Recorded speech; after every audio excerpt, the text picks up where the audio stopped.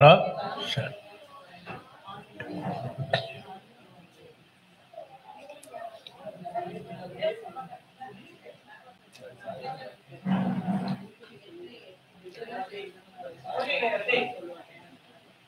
மதிப்பிற்கும் மரியாதைக்கும் உடைய இங்கே அமர்ந்திருக்கக்கூடிய சான்றோர்களுக்கும் பெரியோர்களுக்கும் மற்றும் இக்கூட்டத்தில் கலந்து கொண்டிருக்கும் சூழல் வல்லுநர்களுக்கும் சூழல் ஆசான்களுக்கும் மற்றும் இந்த விழாவை நடத்தி கொண்டிருக்கும் திரு ராஜா சங்கர் அவர்களுக்கும் அவருக்கு துணை புரியும் மற்றவர்களுக்கும் சேர்ந்து அனைவருக்கும் அநேக கோடி வணக்கத்தை முதற்கண் தெரிவித்துக் கொள்கிறேன். நன்றி, வணக்கம்.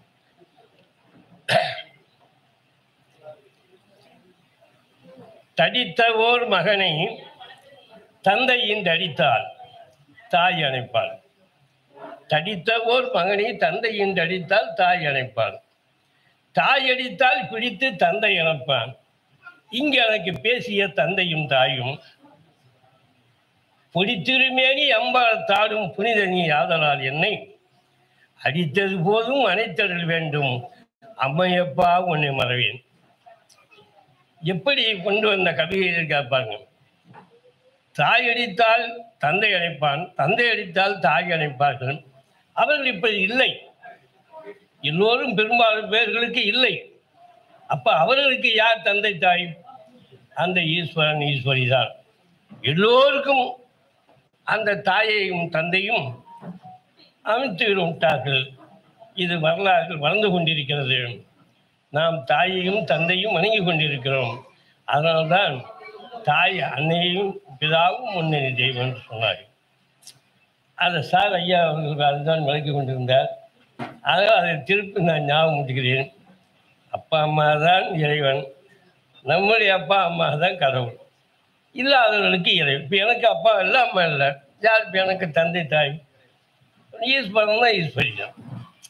அது எனக்கு அதுக்கேற்ற மாதிரி பாருங்கள். அந்த காலத்தில் எப்படி பெயர் வைத்தார்களோ தெரியவில்லை. எங்கள் அப்பா எனக்கு அருணாசலம் என்று பெயர் வைத்தார். அருணாசலம் என்று பெயர் வைத்தார்கள். அவர் இந்த திருப்பதி திருவண்ணாமலை சுவாமியை மனதில் வைத்துக்கொண்டு எனக்கு அருணாசலம் என்று பெயர் வைத்தார்கள்.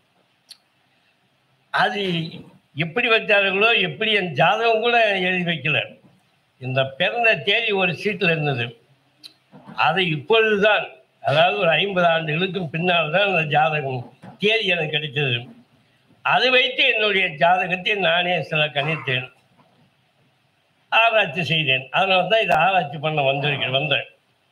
அப்படி ஆராய்ச்சி பண்ணும்போது பல பேர்கள் என்னுடைய வாழ்க்கை வரலாறை பலவிதமாக சொல்லிக் கொண்டிருந்தார்கள். எல்லாத்துக்கும் ஒரு கருத்து சொல்லிருக்கிறார்கள். சரி, அதையெல்லாம் நம்ம ஏற்றுக்கொண்டோம். பிறகு நம்மை பற்றி நாமே ஒரு ஆராய்ச்சி செய்து நாம் இப்படி தான் வாழ வேண்டும், இப்படி தான் நம்மளை இறைவன் படைத்திருக்கிறார் என்று நான் உணர்ந்து கொண்டேன். தயவு செய்து சொல்லுகிறேன், இறைவனை இப்பொழுது ஐயா சொல்லுகிறார்கள், இறைவனை பிடித்து கொண்டால் நம்முடைய கஷ்டம் நீங்கும் என்று. நான் இறைவனையும் பிடிக்கல, இறைவனோட கஷ்டம் தெரியாது. ஏன்னா இப்போதான் இருந்தாலும் நம்ம பேசிட்டு இருக்கோம். ஒரு 10 ஆண்டு காலமாகத்தான் இந்த ஜோதிடத்தின் மூலமாக நாம் தெரிந்து கொண்டிருக்கிறோம். அப்போ அன்னை தந்தைகளும் இறைவனையும் நாம் காணவில்லை. ஆனால் எங்கள் அப்பா எந்த வகையில் பேர் வைத்தாலும் தெரியவில்லை. என்னை படிக்க வைத்தது சிதம்பரம். அங்கே திரு நடராசர் அவர்கள் ஈஸ்வரன் இருக்கிறார். என் பேர் அருணாசலம், சிம்மலக்கணம். அந்த சூரியன் உள்ள இடத்தில் தான், நாங்கள் சிதம்பரத்தில் தான் போய் படித்தேன். திரும்ப 2வது படித்த பிறகு வடலூர் ராமசாமி கோயில் இருக்கக்கூடிய இடத்தில் தான் ஆசிரியர் பயிற்சி படித்தேன். அப்போ அவரும் அந்த ஈஸ்வரனுக்கு பணிந்தவர், ஈஸ்வரனை கையை கெட்டியாக பிடித்து கொண்டவர். ஏன்னா அவரே என் வடலூருக்கு நீ வான்னு சொல்லிட்டு வந்துட்டார், யார் நடராஜ ஐயாவே. அப்புறம் இவர் சத்திய ஞான சபை ஏற்படுத்தினார். அது எனக்கு 2வது வரப்பிரசாதம். படித்தது சிதம்பரம், அங்கே நடராஜ பெருமான். 2வது ஆசிரியர் பயிற்சி வடலூர். 3வது திருமணம் செய்த ஊர் தென் பண்பறிப்பு. அது ஒரு பாலடைந்து போன கோயிலை இன்று எடுத்து கட்டி இன்னைக்கு ரொம்ப விசேஷமாக நடத்தி கொண்டிருக்கிறார்கள். தென் பெண்பறிப்பு, அதில் சிவன் கோயில், அந்த ஊர்லேருந்து பொண்ணு கல்யாணம் பண்ணுறேன். அது கல்யாணம் எங்கே பண்ணுறோம் பாருங்க, விருத்தாசலம் கோயிலில் போய் பெண்ணு வீட்டுக்காரங்க மாப்பிள்ளை வீட்டுக்காரங்க அங்கே கோயில் விருத்தாசலம் போய் கல்யாணம் பண்ணுறோம். அங்கே அந்த ஈஸ்வரன். நான் வசிக்கக்கூடிய சின்ன சேலத்தில் ஈஸ்வரன் கோயில் இருக்கிறது, பெருமாள் கோயில் இருக்கிறது. அப்போ என்ன இந்த பேர் வச்சதுக்கும் நான் பிறந்ததுக்கும் இப்போதான் அதெல்லாம் உணர்ந்து பார்க்குறோம். இவர் இறைவனுடைய செயலாக தானே இருக்குது. எல்லாம் ஒரு ஈஸ்வரன் எல்லாம் அங்கங்கே இருக்கிறாங்களா, அவங்கவுங்க இடத்துல நான் போய் வணங்கிக்கிட்டு வந்திருக்கிறேன், செயல்பட்டுருக்கிறேன்னு இப்போ தான் புரியுது. அப்போயே தான் நம்மளை அழைச்சி போகிறாங்க, கல்யாணம் பண்ணாங்க, படித்தோம் அப்படின்னு போகிறோம். இப்போ அதையும் ஒவ்வொன்றையும் நம்ம ஆராய்ந்து பண்ணும்போது இறைவனுடைய அருள் அவர் ஐயா சொன்ன மாதிரி நம்மிடத்திலே அடிக்கிறது. அப்படி இருந்த காரணத்தால், பிறக்கும்போது இருந்த காரணத்தால் தான் இந்த அளவுக்கு நாம் பேசிக்கொண்டிருக்கிறோம், வணங்கி கொண்டிருக்கிறோம். ஆனால் தயவுசெய்து என்னுடைய பெருமையை சொல்வதாக நினைத்துக் கொள்ளார்கள். நான் கையெழுத்து எழுதுவதிலே முதல் பரிசு வாங்கியிருக்கிறேன் தமிழ்நாட்டில். 2வது ஓவிய போட்டியில் பரிசு வாங்கியிருக்கிறேன். 3வது கதை வசனங்களை எழுதி நடிப்பதில் பரிசு வாங்கியிருக்கிறேன். அதாவது எழுத்து போட்டி, ஓவிய போட்டி, பலவிதமான தொழில்களிலும் சின்சியர் அண்ட் ஹார்ட் ஒர்க்கர் என்ற பெரிய சர்டிஃபிகேட் வாங்கினேன். அது பிறகு ஆசிரியர் பயிற்சியில் நல்ல பேர் மதிப்பு மரியாதை வாங்கினேன். இதில் இருந்து கொண்டே இந்த தெருக்கூத்தில் ஒரு ஆர்வம் வந்து விட்டது. அது ஆர்வம் வந்து விட்டது, நான் நினைத்து கொண்டு ஆர்வப்படவில்லை. அதெல்லாம் ஜாதகத்தில் இருக்கிறது.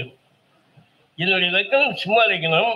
அதில் சூரியன் இருக்கிறார், அதில் குரு இருக்கிறார், அதில் புதன் இருக்கிறார்.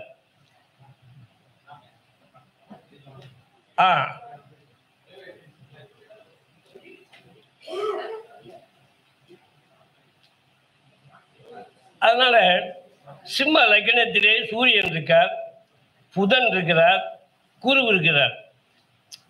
இப்படி இருக்கும் பொழுது அந்த சூரியன் நாடகக்காரர், ஆட்டக்காரர். அவர் ஆடி வெற்றி பெற்ற கதை உங்களுக்கு தெரியும்.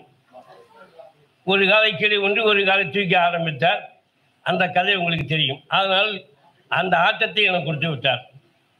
புதன் லக்னத்திலிருந்து ஆசிரியர் வேலையை கொடுத்து விட்டார். குரு அங்கே இருந்து இந்த ஜோதிட பயிற்சியை கொடுத்து விட்டார். இந்த 3 பேரும் பாருங்க, அங்கே உட்காந்துக்கிட்டு என்ன ஒரு ஆட்டி விட்டாங்க. இந்த 3லையுமே பள்ளிக்கூடத்தில் இருக்கும்போதே ஆட்டாடிட்டு இருக்கிறேன், பாடம் படித்து கொண்டிருக்கிறேன். அப்புறம் குரு படிப்பு, இந்த கலையில், இந்த ஜோதிட கலைகள் இதை பற்றி நான் தெரிந்து கொள்ள வேண்டும் ஒரு ஆர்வம் நான் இப்போ ஜோதிடர் ஆகி நான் ஜாதகம் எழுதினார். எவ்வளோ பேர் 1000 ரூபா கேட்பாங்க. நான் 500 ரூபாய்க்கு அவனுடைய திசா குத்திட்டு போல எழுதி கொடுப்பாப்பெல்லாம். இப்போது எனக்கு ஈஸியாக போயிடுச்சு. இப்போ ஜாதகத்தில் கம்ப்யூட்டர் வந்துடுது இல்லையா, அதை வச்சுக்கிட்டே அவன் தேதி எடுத்து இப்போ ஈஸியாக எழுதிக்கலாம். கம்ப்யூட்டரே வச்சுருந்து கம்ப்யூட்டர் ஜாதகமே போட்டு ஒரு 200 ரூபாய்க்கு அப்போவே போட்டு அப்போவே கையில் கொடுத்து அப்போவே அவங்களுக்கு ஜாதகமும் சொல்லி அனுப்புவேன். ஆனால் இதுவரைக்கும் நான் நடத்தி இருக்கக்கூடிய கல்யாணத்தில் தயவு செய்து இந்த மேடையில் சத்தியமாக சொல்கிறேன், ஒரு கல்யாணம் கூட டைவர்ஸ் ஆனதில்லை. மீண்டும் உங்களுக்கு ஒரு பொய் சொல்ல வேண்டிய கட்டம் வந்துச்சு. என்னடா பொய் சொல்லணும்னா, 42 வயசுக்காரனுக்கு கல்யாணம் ஆகலை, கெஞ்சலாம். சரி, நான் என்ன செய்தேன், சரி நான் ஜாதகத்தை நான் இறைவன் மேலே பாரம் போட்டு உனக்கு வயசை குறைச்சி 35 வயசில் ஒரு ஜாதகம் எழுதணும். அப்படி நான் 35 வயசு ஜாதகம் எழுதும் பொழுது அவன் ஒரு பெண்ணு ஜாதகத்தை கொண்டு வந்து விட்டான். அப்போ அதுக்கேற்ற மாதிரி இந்த ஜாதகத்தை கரெக்டாக எழுதிட்டேன். இது போய் எங்கே காட்டினாலும் சோதனை பொறுத்த சரியாக இருக்குன்னு சொல்லுவாங்க. இந்த சூழ்நிலையில் இந்த 2 பேருக்கும் ஜாதகத்தை எழுதி கொடுத்துட்டு, சரி போய் பார்ப்பா, அந்த பொண்ணை கேள்ப்பா கொடுப்பாங்கன்ட்டேன். அதான் ஐயா சொன்னார், சொன்னால் போதும் அது நடக்கும்னு. அப்போ நான் சொல்லிவிட்டேன். அவங்க 2 வீட்டுக்காரங்க 2 காரில் ஜோதிஷ் ரூமில் இறங்குறாங்க. என்னடா எனக்கு பேர் இறங்குன்னு தெரியல. அப்புறம் மேலே ஏறுறாங்க. ஜோசியருமே ஆத்தூரில் மேலே மாடியில் வச்சுருந்தேன். அங்கே ஏறின உடனே எல்லாரும் வரிசையாக உட்காந்துட்டாங்க. ஒரு 4 பேர் இந்த உட்காந்தாங்க. இந்த ஜாதகம் ஏற்கனவே நம்ம பார்த்துட்டுனேன். இது இந்த மாதிரி நட்சத்திரங்கள் இப்படி பொறுத்தா இருக்குது, இது குழந்தை பாக்கியம் உண்டு, வாழ்க்கை எதிர்காலம் நல்லா இருக்கும் அப்படின்னு சொன்ன உடனே தேதி வையின்னு சொல்லிட்டாங்க. அந்த தேதியும் வைத்து கொடுத்து விட்டேன். போய் கல்யாணமும் நடத்தினார்கள். 2 ஆண் குழந்தை பிறந்திருக்கிறது.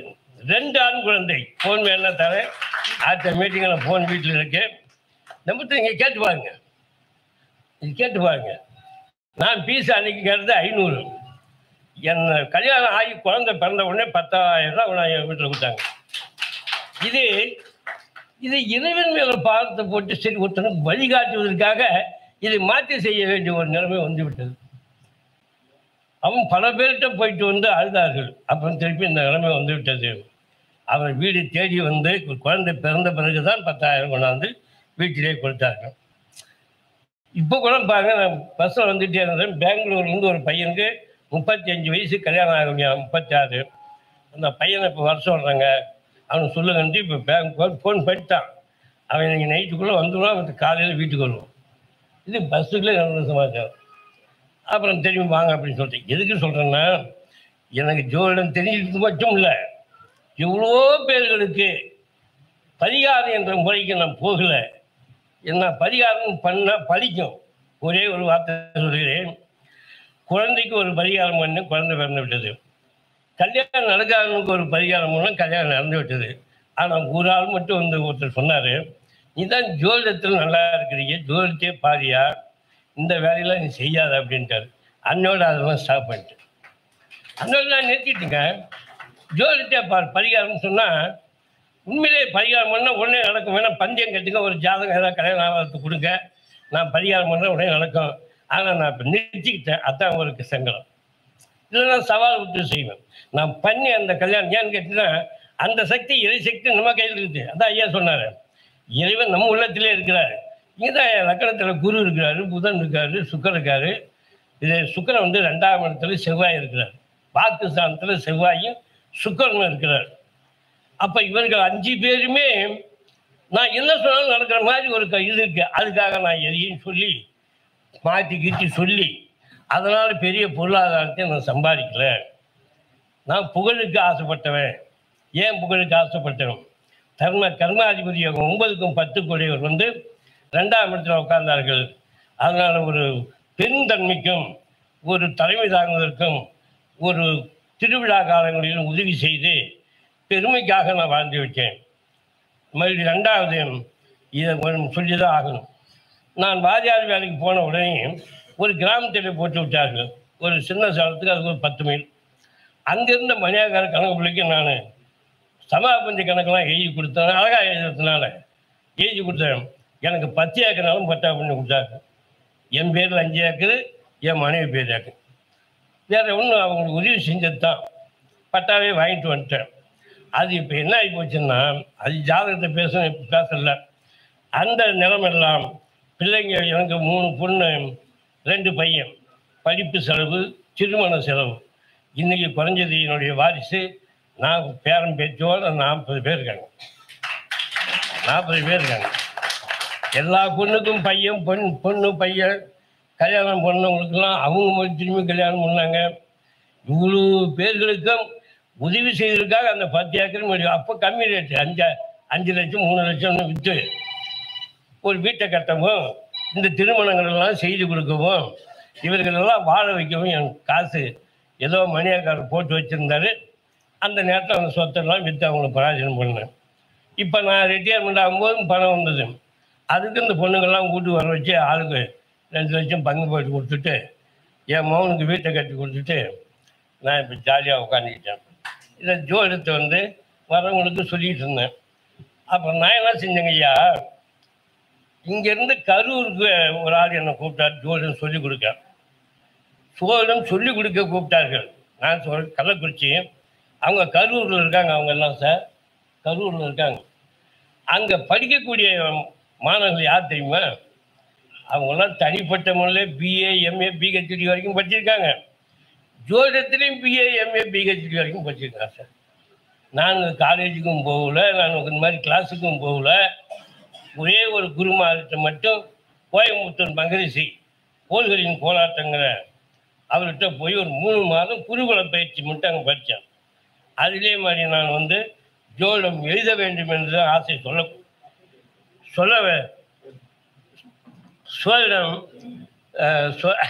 சோதிடம் சொல்வதை விட ஒரு சோதிடத்திலே ஒரு புக்கை எழுதணும்னு நினச்சேன். அன்னைக்கு எழுதின புக்குங்க. அதே கோயம்புத்தூர் மகரிஷிட்ட போய் அவருடைய லெட்டர் பேரில் முன்னுரை வாங்கிட்டு வந்துக்கிறேன். முன்னுரை வாங்கிட்டு வந்து அந்த புக்கை எழுதியிருக்கிறேன். இந்த புக்கு நீங்கள் வாங்கி படிக்கிற வரைக்கும் உங்களுக்கு தெரியாது. நீங்கள் A to Z வரைக்குமே எழுதியிருக்கிறேன். எத்தனை மணிக்கு என்ன குழந்தை பிறக்கணும்னு எழுதியிருக்கிறேன். என்ன ராசி அம்சம் திரேகானம் டக்குன்னு பார்த்த உடனே இதை பார்த்துக்கிட்டே நீங்கள் ஜாதகம் எழுதிடலாம். இந்த ஜாதகக்காரன் இப்படி இருப்பாங்கிறதையும் எழுதியிருக்கேன், அதையும் எழுதிடலாம். ஆகையினால அப்படிப்பட்ட ஒரு புக்கு இங்கே எழுதியிருக்கேன். இந்த புக்கில் ஒரே ஒரு முக்கியமான பாயிண்ட் இருக்குது. அதை உங்களுக்கு நான் கடைசியில் சொல்லுவேன். அதை கடைசியில் எல்லாம் எழுதிங்க. இது என்ன அப்படின்னு சொன்னால், என்ன திசை நடக்குது, எங்கே நீங்கள் அங்கே போயிட்டு வச்சுக்க சரி. இப்போ சரி, ஏன் அப்புறம் திருப்பி போகிறீங்க? இப்படியே கொடுங்க முன்னாள்.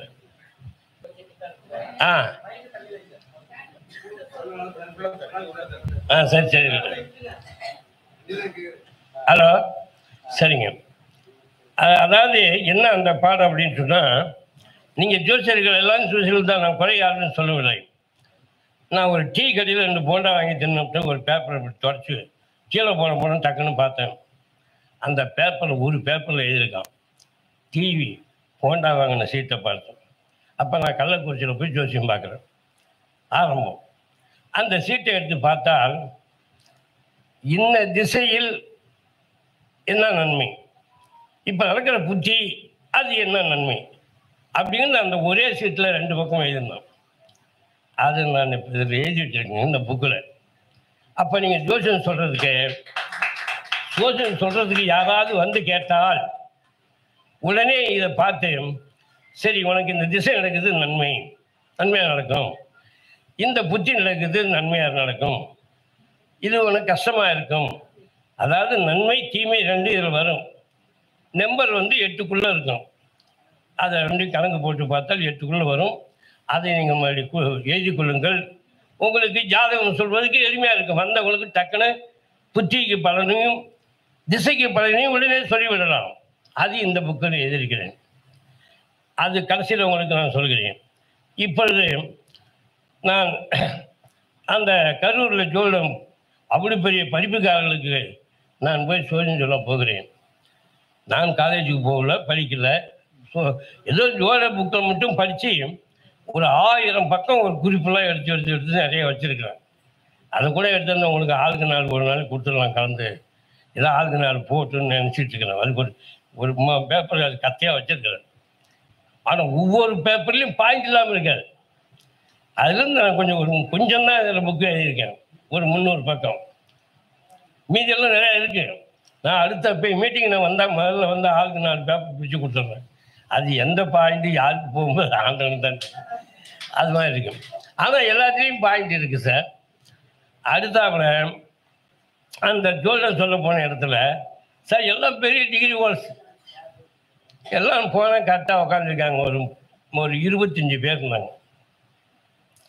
நான் ஒன்றும் படிக்காமல் துணிஞ்சு போயிட்டேன். சொல்லித்தரன்னு போயிட்டேன். ஒரே ஒரு வார்த்தை சொன்னேன். பேர்லாம் சொல்லிட்டாங்க, படிப்புலாம் சொன்னாங்க. அப்புறம் நான் சொன்னேன், ஐயா நான் தனிப்பட்ட முறையிலே படித்து என்னுடைய திறமைக்கு சோழன் எப்படி சொல்ல வேண்டும் என்று நான் சொல்லி கொண்டிருக்கிறேன். அந்த முறையை தான் நான் உங்களுக்கு சொல்ல முடியும். உங்களை போல் நான் காலேஜில் படிக்கிற அந்த பாடங்களை என்னால் சொல்ல முடியாது. இருந்தால் நான் வந்ததற்கு உங்களுக்கு உள்ள பாடத்தை நடத்துகிறேன். முதல் பாடம் ஒரே பாடம். நெருப்பு ராசி, நில ராசி, காற்று ராசி, தண்ணீர் ராசி. அது அவங்களுக்கு முதல். அது எது நெருப்பு ராசி தெரியும், எது நில ராசி தெரியும், எது காற்று ராசி, எது நீர் ராசின்னு தெரியும். அப்போ ஆமாங்க நெருப்பு ராசி, நிலராசி, காற்று ராசி, தண்ணீர் ராசின்னு சொன்னாங்க. அப்போ நெருப்பு ராசி எது எதுன்னு கேட்டேன். அது சொன்னாங்க மேசம், சிம்மம், தனுசுன்னு சொன்னாங்க. சரி, அப்படியா? இது 3 நெருப்பு ராசி தானே. இந்த நெருப்பு நெருப்பு என்று சொல்லுகிறோமே, அந்த நெருப்பு 3 வகைப்படும்னு சொன்னேன். அந்த நெருப்பு 3 வகைப்படும் சொன்னேன். என்ன நெருப்புன்னா நெருப்பு தானே, அது எப்படி 3 வகைன்னா? இல்லைங்க, அந்த மேசத்தின் நெருப்பு சுடுகாட்டு நெருப்பு, சிம்மம் அடுப்பு நெருப்பு, தனுசு யாகத்தின் நெருப்பு. வித்தியாசப்படுதா? சுடுகாட்டு நெருப்பு பயன்படுத்த முடியும். அதுக்கு தான் இங்கே அடுப்பு நெருப்பு சமைத்து எல்லோரும் சாப்பிடுவதற்கு பயன்படும். தனுசு நெருப்பு இப்போ ஒரு குறைபாடு கஷ்டங்கள் இருந்தால் யாகம் வளர்த்து இந்த தெய்வத்தை வணங்குவதற்காக யாகம் வளர்த்துக்கிறோம். அந்த நெருப்பு யாகத்தின் நெருப்பு. அதை எல்லோரும் கும்பிடுவார்கள். அந்த நெருப்பை தொட்டு பட்டு வைத்துக் கொள்வார்கள். அதனால தான் மேச ராசி, அதாவது அந்த மேச ராசிக்காரங்களும் டூட்டியாக பேசுறதுக்கு காரணம் தான். பேச்சு அதிகமாக வரும், கோபம் வரும். அவன் சுடுகாட்டு நெருப்புக்காரன். அதே போல் தனுசு ராசி, இது சிம்ம ராசி, தனுசு ராசி. இது முதல் பாடம். 2வது பாடம் நிலராசி. நிலராசி 3 வகைப்படும்னு அதுக்கு அவங்க சொல்லப்படுறாங்க. நிலம்னா நிலம் தானே அப்படிங்கிற மாதிரி நான் சொன்னேன். புஞ்ச நிலம், நஞ்சை நிலம், கரடு முடான நிலம். புஞ்ச நிலம், நஞ்சை நிலம், கரடு முடான. கரடு முடான நிலம் என்பது மலையும் மலையை சார்ந்த இடங்களிலும் இருக்கிறது. அங்கே ஆடு மாடுகள் மேய்த்தல், அங்கே மரம் வளர்த்தல், மரம் அறுத்தல், இப்படிப்பட்ட தொழிலெல்லாம் செய்து கொண்டிருக்கிறார்கள் அப்படின்னு சொல்லி விளக்கம் கொடுத்தேன். அப்புறம் நஞ்சை நிலம் விவசாயம் பண்ணுகிறார்கள், புஞ்ச நிலம் மழை பெய்ந்தாலும் செய்வார்கள், அது சொன்னேன். அதே போல் காற்று ராசி. காற்று ராசி 3 ராசி. பிராணவாயு, ஆக்சிஜன் வாயு, உள்ளே போகிறது, வெளியூர். மேலேயும் கீழேயும் செல்லக்கூடிய காற்று. நமக்கு மேலே ஏப்பம் வருது, கீழேயும் மேலேயும் கீழேயும் செல்லக்கூடிய காற்று. அப்புறம் அதுவும் இல்லாமல் தண்ணீர் ஆவியாகி மேலே போய் மேலே போன காற்று குளிர்ந்து மழையாக திருப்பி கீழே வருகிறது. அதனால் அது மேலேயும் கீழேயும் செல்லக்கூடிய காற்றுன்னு சொன்னேன். அடுத்தது நீர் ராசி. நீர் ராசி 3 வகைன்னு சொன்னேன். இது அது வரைக்கும் ஒன்றுமே பதில் சொல்ல மாட்டாங்க. அது நீர் ராசி 3 வகைன்னு சொல்லும்பொழுது, கடகம் ஆற்று நீர், விருச்சகம் ஊற்று நீர், மீனம் கடல் நீர். ஆற்று நீர், ஊற்று நீர், கடல் நீர். ஆற்று நீர் விவசாயம் செய்யவும், ஊற்று நீர் குடிப்பதற்கும் பயன்படுத்துகிறோம். கடல் நீரில் மீன் பிடித்தல், கப்பல் ஓட்டுதல், படகு ஓட்டுதல், பல தொழில்களை செய்து இருக்கிறார்கள். அது மூலியமாக மக்களுக்கு உணவு கிடைக்கிறது, அது வேற கதை. இந்த மாதிரி இது ஒவ்வொரு ராசி 3 வகைன்னு சொன்னேன். அப்போ அவங்க பரவாயில்லன்ட்டாங்க. அப்படி பரவாயில்லன்னு சொல்லிட்டாங்களா, இதை விட பெரிய பெரிய கேள்வியெல்லாம் போட்டேன், பெரிய பெரிய பாடமெல்லாம் எதுவும் நான் சொன்னவா படித்த கதையை வச்சு அங்கே காலேஜ் பாடமே இல்லை. அதில் நான் குறைஞ்சது 3 மாதம் அவங்களுக்கு நடத்துகிறேன். யார் படித்தவங்களுக்கு நம்ம படிக்காத நடத்துறது 3 மாதம் நடத்துவேன் சார். பல ஆராய்ச்சிகள் பண்ணி வச்சோம்னா அதை எடுத்து பேசுகிறேன். அடுத்தது இந்த மாதிரி நான் போய் ஜோதிடம் சொல்லிக் கொடுத்தேன். அப்புறம் அதுலேருந்து ஜோதிடம் கிளாஸ்லாம் நடத்திருக்கிறேன். மெட்ராஸு, மதுரை, கோயம்புத்தூர் வரைக்கும் போய் கிளாஸ்லாம் நடத்திருக்கிறேன். இப்போ சோதிட கருத்தரங்களையும் குறைஞ்சது ஒரு 5-6 ஊருக்கு மேலே போய் பேசியிருக்கிறேங்க. இது எதுக்காக பேசுகிறோம்னா, ஏதோ நமக்கு தெரிஞ்சுட்ட கூட உணர்வோம், இது மக்களுக்கு ஏதாவது பயன்படும் அப்படிங்கிறதுக்காக நான் இப்போ வந்து கொண்டிருக்கிறேன், சொல்லி கொண்டிருக்கிறேன். அதுக்கு ராஜா சங்கர் அவர்கள் எனக்கு கொஞ்சம் வரவேற்பு கொடுத்து என்னை உற்சாகப்படுத்தினார்கள். அவருக்கு நன்றியை தெரிவிக்கும்படி கேட்டுக்கொள்கிறேன். இப்போ நான் எத்தனையோ தலைப்புகளில் பேசுகிறோம். இப்போ ஒரு சின்ன தலைப்பு தான் எனக்கு ஏதோ வந்ததுக்கு சொல்கிற மாதிரி ஒரு கணக்கு.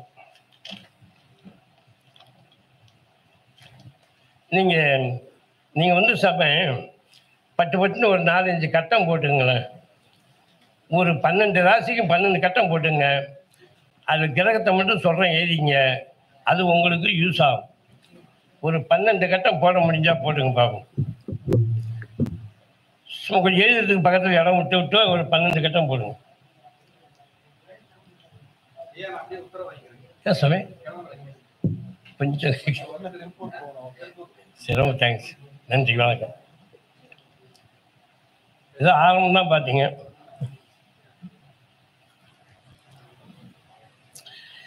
உங்களுக்கு முடிந்தால் கட்டம் ஒரு 12 கட்டம் போட்டு வச்சுங்கம்மா. 12 ராசிக்கும் 12 கட்டம் போட்டுங்க.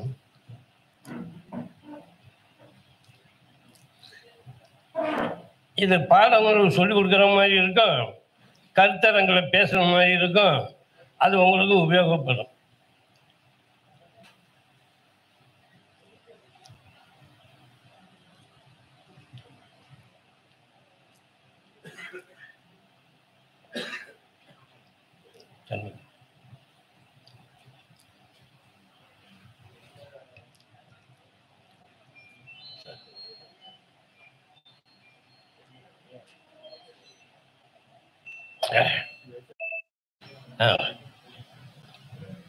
போட்டி வாங்கிக்கலாம.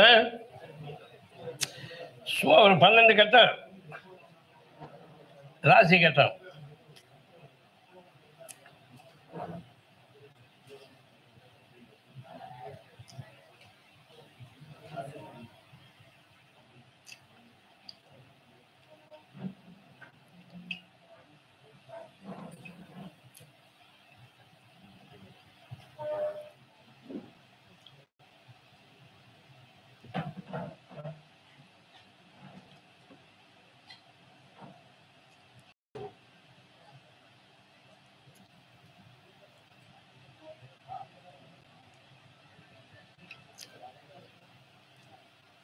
ரெடிங்களா?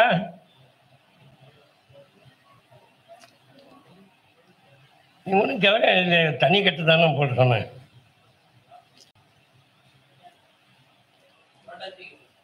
சரிங்க. இப்போ முதல் கட்டம் இந்த சென்டரில் மேசம்னு எழுதிங்க. மேசம் மேலே எழுதினாலும் சரி, நடுவில் எழுதினாலும் சரி. அதாவது எத்தனையோ பாயிண்ட் நம்ம பேசினாலும் ஜாதகத்தை பார்த்த உடனே யோகங்களை பற்றி பேசணும். யோகங்கள் தெரிஞ்சிட்டாவே நீங்கள் உனக்கு இந்த யோகம் இருக்குது, இப்போ இந்த டைமில் இது நடக்குமே அப்படின்னு சொல்லிடலாம். அதனால் நீங்கள் பார்த்த உடனே ஈஸியாக எத்தனையோ யோகங்கள் இருக்குது. அதில் ஒவ்வொரு கட்டக்காரனுக்கும் 2-3 யோகத்தை மட்டும் நான் சொல்கிறேன். அதை நீங்கள் பார்த்த உடனே அவங்களுக்கு பலன் சொல்லலாம். இப்போ அந்த மேச ராசிக்காரங்களுக்கு மேச லக்கணத்தில் லா போட்டுக்கணும். மேச லக்கணம் ஒரு முதல் கட்டம். முதல் கட்டத்தில் மேச லக்கணமே லா போட்டுங்க. போட்டு 4வது வீட்டில் குருவும் சந்திரனும் போட்டுங்க.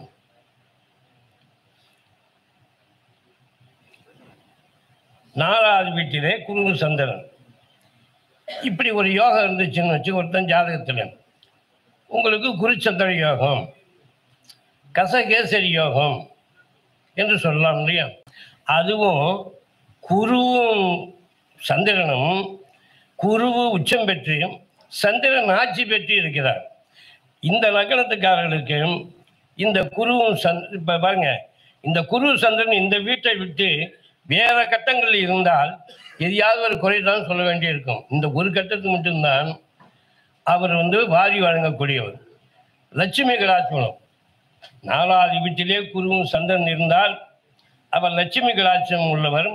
சுக பாக்கியாதிபதி யோகம், லட்சுமி அந்த வீட்டிலே வாசம் செய்வார். அதனால் பொன்னும் பொருளும் அவனுக்கு எப்பொழுதும் சேர்ந்து கொண்டிருக்கும்.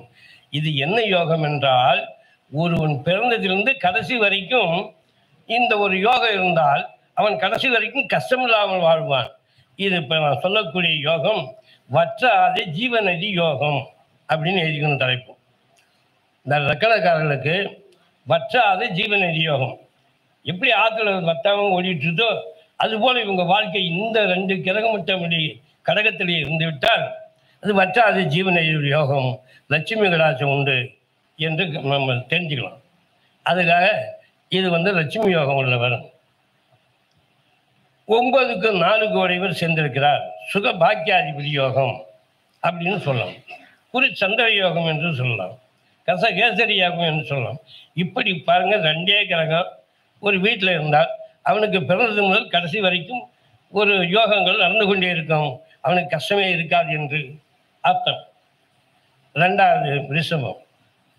ரிஷபத்துக்கு ரிஷப லக்னத்திலே லா போட்டுங்க. அதே கடக ராசியிலேயே சூரியன், புதன், சுக்கிரன்,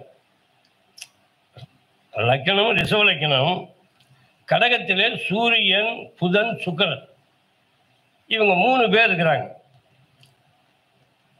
இது 3 பேர் இருக்காங்க. அப்ப என்ன யோகம் அப்படின்னு சொன்னா, புதனும் சூரியனும் சேர்ந்திருப்பதே புதன் ஆதித்யா யோகம். அவன் படித்து அதன் மூலமாக வருமானத்தை சம்பாதித்து வாழ்வான். அடுத்தது லக்னாதிபதி 4ஆவது சேர்ந்ததால் சுகாதிபதி யோகம். அடுத்தது 2, 5 புதன், 1, 6 சுக்கிரன், இவர்கள் எல்லாம் இணைந்து இருப்பதால் அவனுக்கு கடைசி வரைக்கும் கஷ்டமில்லாமல் யோகம் நடக்கும். இது ஒரே பாயிண்ட் தான். அதாவது 2வது வீட்டுக்கு புதனும் இங்கே 5வது வீட்டுக்கு புதனும் அதில் இருக்கிறார்கள். அடுத்தது சூரியன் 4வது வீட்டுக்குள்ளேவர் அங்கே இருக்கிறார். லக்னாதிபதி சுக்கிரனும் போய் இருக்கிறார். இவர்கள் எல்லாம் இருப்பதால் அவர்களுக்கு புதன் ஆதித்ய யோகம், சுக பாக்கியாதிபதி யோகம், இது கடைசி வரைக்கும் யோகமாக இருப்பார்கள் என்று டக்குன்னு பார்த்த உடனே இந்த மாதிரி ஒரு யோகத்தை பிடிச்சிக்கிட்டா இப்படி இருந்துட்டா அந்த பையன் இந்த யோகம் இருக்குன்னு நம்ம சொல்லிக்கலாம். ஏன்னா அது ஒரு நன்மைக்கு வரும் அந்த பாயிண்ட். அடுத்தது மிதுனம் நிற்கணும். லக்னம் மிதுனம் தான். அதுலேயே புதனையும் சுக்கிரனையும் போட்டுங்க. அந்த லக்னத்திலேயே புதனும் சுக்கிரனையும் போட்டுக்கிட்டீங்க. இப்போ அவங்க மிதுன லக்னத்துக்கு 4 கோடியவன் புதன், 5 கோடியவன் சுக்கிரன், இந்த 4, 5 கிரகம் தான் அங்கே லக்னத்திலே ஏறி இருக்கிறார்கள். அப்போ அங்கே சுகாதிபதி யோகம், லக்ன பஞ்சமாதி யோகம் வருகிறது. அதனால் இந்த சுகாதிபதி யோகம் இருப்பதால் லக்னத்திலே இருக்கக்கூடிய புதன் லக்னத்திலே இருந்தால், யாருக்கும் லக்னத்திலே ஒரு கிரகம் இருந்தால் அந்த லக்னத்துக்கு அந்த புதனையே நன்மை செய்வார். இவர் மட்டும் இல்லை, யார் ஒருக்கு லக்னாதிபதி லக்னத்தில் இருந்தால் அவருக்கு பூரண ஆயுள் உள்ளவர். பாயிண்ட். லக்னாதிபதி லக்னத்தில் இருந்தால் பூரண ஆயுள் உள்ளவர். அப்புறம் இவரும் போய் 4, 5 கோடியவர் சேர்ந்திருப்பதால் சுகாதிபதி யோகம் பெற்று அவர் கடைசி வரைக்கும் அரசு நன்மை கூட 5ஆம் இடத்துக்காரங்களாம் சேர்ந்ததால் அரசு நன்மையும் கிடைக்கும், அரசு வேலையும் கிடைக்கும். அதனால் நன்மை. 2வது 5ஆம் வீட்டுக்காரருக்கும் லக்னத்துக்கு வந்தால் பிள்ளைகளும் வருமானத்தை கொண்டு வந்து கொடுப்பார்கள், பிள்ளைகளுக்கும் யோகம் அப்படின்னு சொல்லணும். அடுத்தது கடகம். கடக ராசிக்கு அங்கே மேச ராசி சொன்ன மாதிரி குருவும் சந்திரனும் கடகத்திலே கூடியிருக்கிறார்கள். அப்போ குருச்சந்திர யோகம், குருச்சந்திர யோகம் 9 கோடியவர் 4 கோடியவர் சேர்ந்திருக்கிறார்கள். சுக பாக்கியாதிபதி யோகம். 2வது செவ்வாய் மகரத்தில் இருக்கிறார். அந்த ஜாதகத்தை போடணும். செவ்வாய் மகரத்தில் இருக்கார். லக்னமும் கடக லக்னம், அதிலே குருவும் சந்திரன் இருக்கார். அப்போ இந்த 9க்கு 10 கோடியவர் கனெக்ஷன் அங்கே வருது. 9 கோடிய குருவை இங்கே செவ்வாய் பார்ப்பதால் தர்ம கர்மாதிபதி யோகம்னு வருது. அதனால் இப்போ இதில் என்ன இருக்கிறீங்க, லக்னத்தில் குருவு சந்திரன், 7ல் செவ்வாய். அப்போ என்ன பண்ணணும், குருச்சந்திர யோகம். செவ்வாய் பார்ப்பதால் குருவை பார்ப்பதால் தர்ம கர்மாதிபதி யோகம். அப்படி இருக்கும்பொழுது அவனுக்கு கடைசி வரைக்கும் அவனுக்கு கஷ்டம் இல்லாமல் ஓடும். இவெல்லாம் கஷ்டம் வாழ்க்கையில் கடைசி இல்லாமல் வரைக்கும் நல்லா இருப்பான். எல்லாம் மட்டும் பண்ணால் கடைசி வரைக்கும் நல்லா இருக்கா நமக்கு வரலையே அப்படின்னு சொல்கிறோம். இந்த மாதிரி அமைப்பு இருந்தால் அவன் கஷ்டம் இல்லாமல் வாழ்வான் அப்படிங்கிறது தெரிஞ்சுக்கலாம். அடுத்தது சிம்ம லக்னம். லக்னத்திலே சிம்மத்திலே லா போட்டுங்க. இந்த 9க்கும் 10 கோடியவர் பாருங்க. 9 கோடியவர் செவ்வாய், 10 கோடியவர் சுக்கிரன். அப்போ 9, 10 கோடியவர் ஒன்று சேர்ந்தாலும் 9 கோடியவர் 9லே இருந்து 10 கோடியவர் 10லே இருந்தாலும் தர்ம கர்மாதிபதி யோகம், தர்ம கர்மாதிபதி யோகம். அவனுக்கு வீடு, பூமி, பொருள், ஆடை, ஆபரணங்கள் சேரும். ஏன்னா சுக்கிரன் ஆடை, ஆபரணங்கள், பொன்பொருள், செவ்வாய் பூமி, மனைக்கு சொந்தக்காரன். இந்த 9க்கு 10 கோடி சேர்வதால் தர்ம கர்மாதிபதி யோகம் வருகிறது.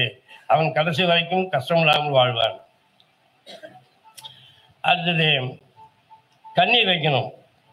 கன்னி லக்கணத்திலே லக்கணமே கன்னி போட்டுங்க. கன்னி போட்டு அதில் புதனையும் போட்டுருங்க. அதில் புதனையும் சுக்கரனையும் போட்டுருங்க. லக்கணம் கன்னி லக்கணம், லக்கணத்திலே புதனும் சுக்கரன் இருக்கிறார். புதன் அந்த வீட்டுக்கு ஆட்சிக்காரன், சுக்கரன் அதை கூட சேர்ந்திருக்கார். சுக்கரன் நீச்சமானால் நீச்ச பங்க ராஜயோகம் வந்துடுது. அதனால் நீச்ச பங்க ராஜயோகம்னு வருகிறது.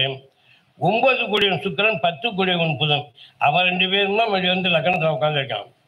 இந்த 9 கோடியவனும் 10 கோடியவனும் அந்த லக்கணத்திலே உட்கார்ந்தால் தர்ம கர்மாதிபதி யோகம், கர்மாதிபதி யோகம், நீச்ச பங்க ராஜயோகம், இதெல்லாம் வரும் பொழுது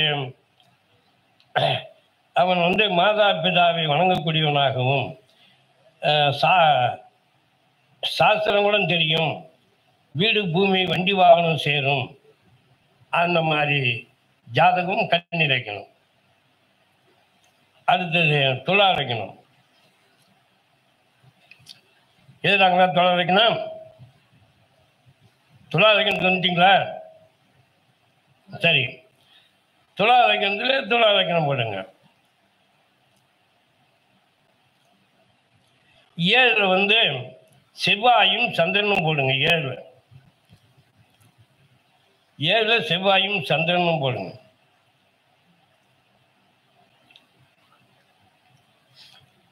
செவ்வாயும் சந்திரனும் 7 போட்டுங்க.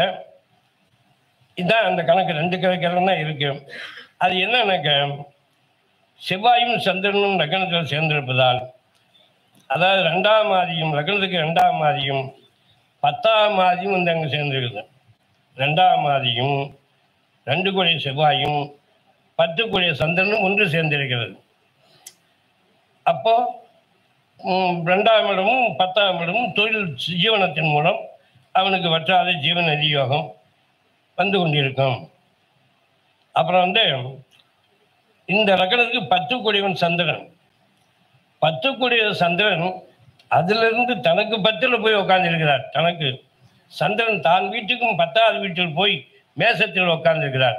அப்போ அவனுக்கு தொழில் மூலமாக வருமானம் கண்டிப்பாக வந்து கொண்டிருக்கும். 10ஆம் மாதிரி தனக்கு 10வது வீட்டில் போய் உட்கார்ந்திருக்கார். அடுத்தது விருச்சகம். விருச்சக லக்னத்துக்கு விருச்சக லக்னம் போட்டுங்க. அதில் சந்திரனையும் செவ்வாயும் போடுங்க. சந்திரனும் செவ்வாய், அந்த வீட்டுக்குடையவன் செவ்வாய். சந்திரன் வந்து 9 கோடிவன், 9 கோடிவன் வந்து அங்கே உட்காந்துருக்கான். ஆனால் செவ்வாய் அதை கூட இருக்கிறாரு. சந்திரன் நீச்சம் ஆயிட்டான். அப்போ நீச்ச பங்க ராஜயோகம் ஏற்படுகிறது. நீச்ச பங்கம் ராஜயோகம் ஏற்படுகிறது. அப்புறம் 5 கோடிய குருவும் 10 கோடிய சூரியனும் மிதுனத்தில் சேர்ந்திருக்கிறார்கள். மிதுனத்தில். அப்போ மிதுனத்தில் சூரியன் புதன் போட்டுக்கணும். அப்போ அங்கே சூரியன் புதன் ஆதித்ய யோகம் ஏற்படுகிறது. 10வது வீட்டுக்குடியும் உட்கார்ந்துருக்கிறார். 5வது வீட்டுக்குடியும் போய் உட்கார்ந்துருக்கிறார். ஆகையினால இவர்களுக்கு ஒரு கசகசரி யோகம் எங்கே இருக்கிறது? கசகசரி யோகம் குரு சந்திரனை பார்ப்பது ஒரு யோகம். அவர்களுக்கு கஷ்டமில்லாமல் வாழ்க்கை திடீர் என்று சம்பத்துகள் எல்லாம் தோன்றும். விருச்சிக லக்னக்காரர்களுக்கு. அடுத்தது தனுசு லக்னம். தனுசு லக்னத்துக்கு பாருங்க, அதிகமாக யோகங்களில் பாரு எப்படி வரணும். தனுசு லக்னம் செவ்வாயும் சந்திரனும் 12ல் இருக்கிறாங்க. செவ்வாயும் சந்திரனும் தனுசுக்கு 12ல் இருக்கிறாங்க. அவங்க யார் அப்படின்னா செவ்வாயும் சந்திரனும் இருந்தால் சந்திர மங்கள யோகம், நீச்ச பங்க ராஜயோகம், விபரீத ராஜயோகம் வருகிறது. அது 12ல் வந்து செவ்வாயும் 8 கூடிய சந்திரனும் வந்து இதில் சேருவதால் விபரீத ராஜயோகம். இதெல்லாம் இந்த யோகங்களை ஒன்று பார்த்துக்கிட்டா இப்போ இந்த டைமில் இந்த மாதிரி யோகம் நடக்கும் அப்படின்னு நம்ம சொல்லலாம். அடுத்தது இந்த ஜாதகக்காரர்களுக்கு 9 கோடியவன் சூரியன் 10 கோடியவன் புதன் அவர்கள் சேர்ந்திருந்தாலும் கர்மாதிபதி யோகம் உண்டாகும். யாருக்கு? அந்த தனுசு லக்னத்துக்கு 9க்கு 10 கோடிகள் வந்து சேர்ந்தாலும் தன்ம கர்மாதிபதி யோகம் உண்டு. அடுத்தது மகர லக்னம். மகர லக்னத்திற்கு லக்னம் மகரம். பாருங்க 1 2 3 4 5வது வீட்டிலே சுக்கிரனுடைய வீட்டில் சுக்கிரனும் புதனும் போடுங்க. மகர லக்னத்துக்கு 5லே சுக்கிரனும் புதனும் போடணும். அது யார் அவங்க பாருங்க. 9க்கும் 10 கூடியவர்கள் தான் அவர்கள். 9 கூடியவனும் புதன் தர்ம கர்மாதிபதி யோகம் அங்கே ஏற்படுகிறது. இந்த யோகம் தர்ம கர்மாதிபதி, இந்த யோகம் உள்ளவர்கள் கவுன்சிலர், எம்எல்ஏ போன்ற பதவிகள் கிடைக்கும் என்று கரெக்டாக சொல்லலாம். இந்த யோகம் இருக்கிறவங்க. அடுத்தது கும்பலக்கணம். கும்பலக்கணத்திலே லக்கணத்திலே சந்திரனும் செவ்வாயும். லக்கணத்திலே சந்திரனும் செவ்வாயும். சந்திரன் பாருங்க 6வது வீட்டுக்குடையவன், செவ்வாய் 3வது வீட்டுக்குடையவன். அது ஒரு விபரீத ராஜயோகம் ஏற்படுகிறது. விபரீத ராஜயோகம் கும்பத்துக்கும் சந்திரனும் செவ்வாயும். அது இல்லாமல் 9க்கு 10 கூடியவர் பார்த்தால் அந்த கும்பலக்கணக்காரர்களுக்கு 9 கூடியவன் சுக்கிரன், 10 கூடியவன் செவ்வாய். அப்போ அங்கே ஒரு தர்ம கர்மாதிபதி யோகம் உண்டாகிறது. அவர்களுக்கு பணம் பதவி எல்லாம் வந்து சேரும். மீன லக்னம். மீன லக்னத்திலே குரு சந்திரன். அங்கே முன்ன சொன்ன கடக லக்னத்திலே குரு சந்திரன். அந்த குருவும் சந்திரன் இந்த 2 வீட்டுக்கு மட்டும்தான் யோகக்காரர்கள். மீதி வீட்டில் எந்த வீட்டில் இருந்தாலும் யோகம் இல்லை அப்படின்னு நான் புக்கில் எழுதியிருக்கேன். அது சொல்லணும்னா அது ஒரு பாடமாகும். அடுத்தது குருவும் சந்திரனும் கூடியிருப்பதால் அது குரு சந்திர யோகம். அப்புறம் இந்த ஜாதகத்திலே பாருங்க 9க்கும் 10 கூடியவர் யார்? 9 கூடியவன் செவ்வாய், 10 கூடியவன் குரு. அப்போ குரு செவ்வாய் கணேசன் வந்தால் அது ஒரு தர்ம கர்மாதிபதி யோகம், குரு சந்திர யோகம், குரு மங்கள யோகம். இந்த இவங்கெல்லாம் வெளிநாட்டுக்கு போகிறதுக்கு ஒரு நல்ல வாய்ப்பு கொடுக்கும். மீன லக்னம் இப்படி ஒரு யோகம் இருந்தால் அது வெளிநாட்டுக்கு போகக்கூடிய வாய்ப்பு இருக்கும். உயர்ந்த பதவி கிடைக்கும். செல்வம் செல்வாக்கு பெற்று வாழ்வார். இந்த மாதிரி ஒரு சாட்டாவே இது இன்னும் ஒவ்வொரு ஜாதகத்துக்கும் நிறைய யோகங்கள் இருக்கு. இதை முக்கியமாக பிறந்தது முதல் கடைசி வரைக்கும் வற்றாத ஜீவநெறி போல் அவன் வாழ்க்கை கஷ்டமில்லாமல் ஓடிக்கொண்டிருக்கும் என்பதற்குத்தான் இந்த விளக்கம். அடுத்தது அந்த ஜாதகத்தினுடைய முக்கியமான பாயிண்ட் சொல்லிடுறேன்.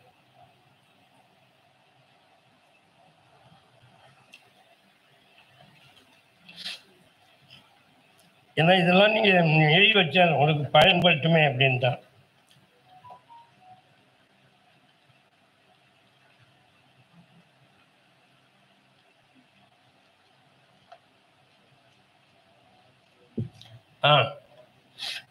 இப்பொழுது ஒரு திசை ஒருவருக்கு நடக்கிறது. அப்போ ஒரு திசை நடக்கும் பொழுது அவங்களுடைய ஜென்ம நட்சத்திரம் எது? நீங்கள் யாராக இருந்தாலும் நீங்கள் பிறந்த ஜென்ம நட்சத்திரம் முதல்ல உங்களை பார்த்துக்கலாம், அப்புறம் மற்றவங்களையும் சொல்லலாம். உங்கள் ஜென்ம நட்சத்திரத்திலிருந்து நடக்கக்கூடிய திசை இருக்கிறது, அது என்ன நட்சத்திரம் இருக்குது? இந்த ஜென்ம நட்சத்திரம் இந்த நடக்கக்கூடிய திசை இருக்கக்கூடிய நட்சத்திரம் வரைக்கும் எண்ணிட்டு போகணும். அப்படி எண்ணிட்டு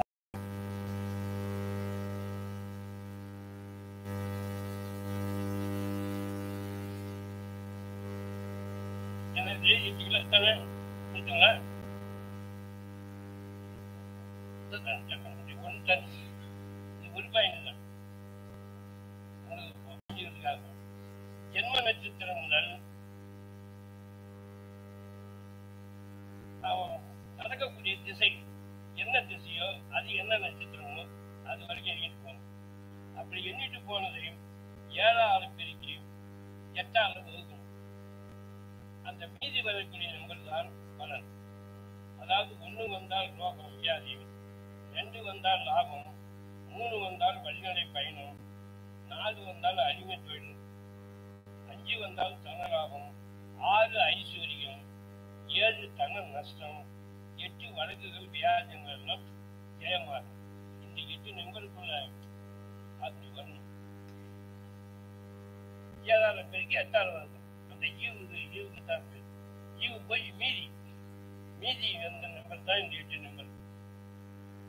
அதே போலதான் புத்திக்கும் ஜென்ம நட்சத்திரத்தின் முதல் எந்த புத்தி நடக்கிறது அது என்ன நட்சத்திரம் அது வந்து அதை எண்ணிட்டு போய் அது 7ஆல பெருக்கி அது 8ஆல வகுத்தால் என்ன மீதி வருகிறதோ அதுதான் பலன்.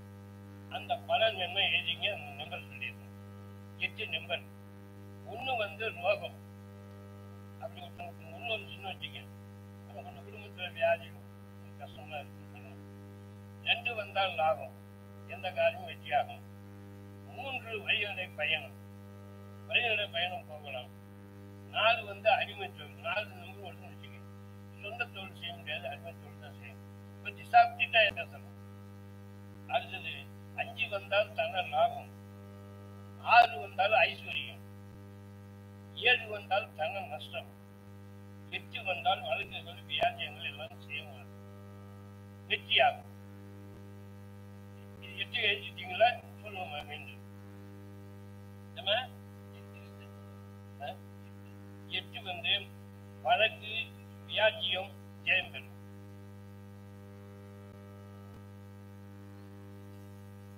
7 வந்து தன நஷ்டம், 6 வந்து ஐஸ்வர்யம்,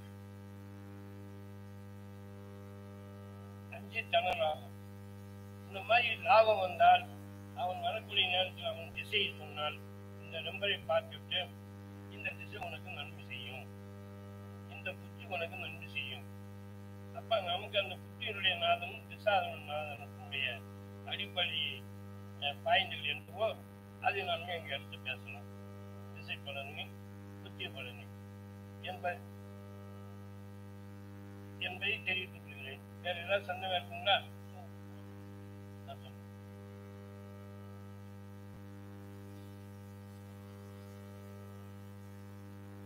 சரிங்க. அடுத்தாப்புல என்னுடைய பெயர் தங்க அருணாசலம், ஆசிரியர் சின்னரன். தங்க அருணாசலம், ஆசிரியர் சின்னசன். ஜோசி வாத்தியார்னு வச்சுட்டாலும் சரிதான், வாத்தியார் ரிட்டர்ன் உண்டானாலும். அடுத்தது என்னுடைய நம்பர் 80 98 80 98 61 68 66. 80 98 61 68 66. நீங்கள் ஜாதகம் சிக்கலாக பார்க்க வேண்டும் என்றாலும், என்ன ஜாதகம் எழுதி கொள்ள வேண்டும் என்றாலும், நீங்கள் ஆன்லைன்ல நீங்கள் சொந்த தேதி டைம் சொல்லிட்டு அதுக்கு ஃபீஸ் கட்டிட்டீங்கன்னா எழுதி அப்படியே கூலி செலுத்தி உங்க வீட்டுக்கே பண்ணிவிட்டோம். நீங்க அந்த புக்கை பெற்று உங்க ஜாதகம் சேர்த்து தெரிந்து கொள்ளணும்.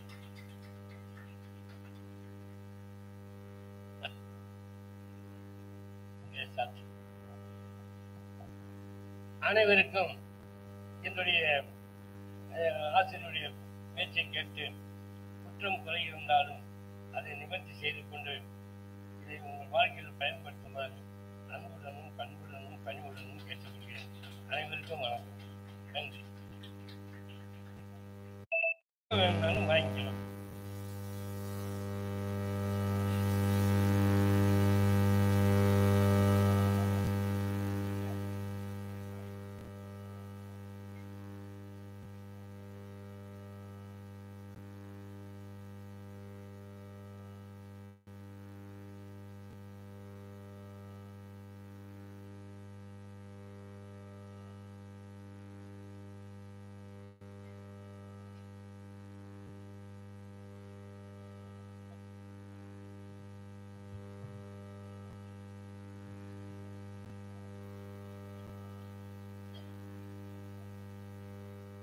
இன்று காலையில் தொடக்க பேச்சாக வெங்கடேசன் ஐயா அவர்கள் லக்கணத்தை பத்தி பேசுறாங்க. இன்னைக்கு அந்த 12 லக்கணத்துக்குரிய பலன்கள் இன்னைக்கு மிகவும் அதிகமாக கிடைத்துக் கொண்டிருக்கிறது. ஐயா அவர்கள் மிகவும் அற்புதமான பேச்சு சரி கொடுத்தாங்க. ஐயா அவர்களுக்கு மனமார்ந்த நன்றி. வருகை தந்து இங்கு நம்ம மேடைக்கு வரதுக்கு ஐயாவோட ஆர்வம்